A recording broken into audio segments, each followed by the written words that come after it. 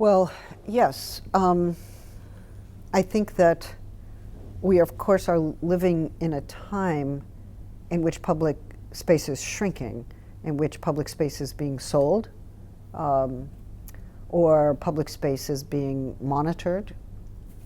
So the idea of a free public space where anyone can go, or where groups could assemble, either in informal associations or in public assemblies, is harder and harder to do. I'm led to reflect on the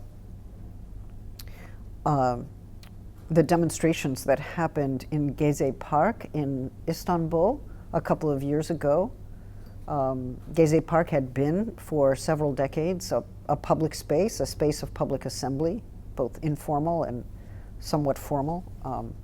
It had been a place where workers' movements had assembled, where democratic forces had assembled when they were trying to establish democracy in Turkey. So for a part of that area, Taksim Square, which is called Gezi Park, for that to have been sold to private industry was, I think, an enormous offense to many people in Turkey. And they recognized that their democracy was in some sense in peril if they did not have the public space in which to freely assemble. And this was not just one park among many parks. This was a park where people had gone for demonstrations that became a symbol for the freedom of assembly itself.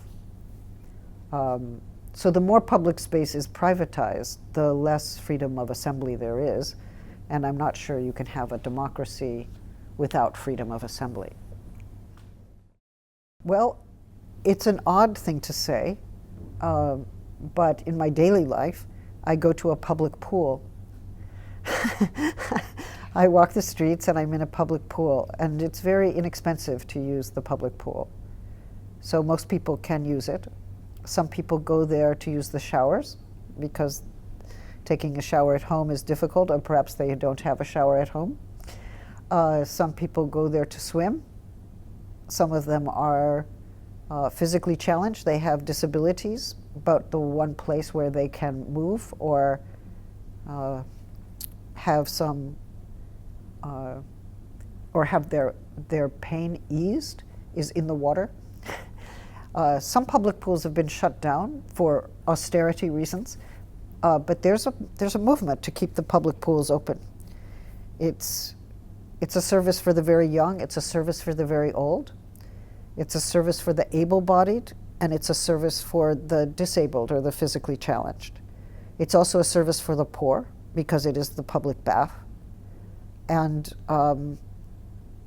there's a sense of who we are as a public in the pool or in the locker room. We are many ages, we are many sizes, we are many colors. I feel like I belong to an anonymous public. I don't know the names of any of these people. They don't know my name. They don't know who I am. It's a beautiful thing. But we coexist in this way, and we're trying to live out our bodily lives in the ways we can. And it makes me, in a daily way, appreciate the public sphere.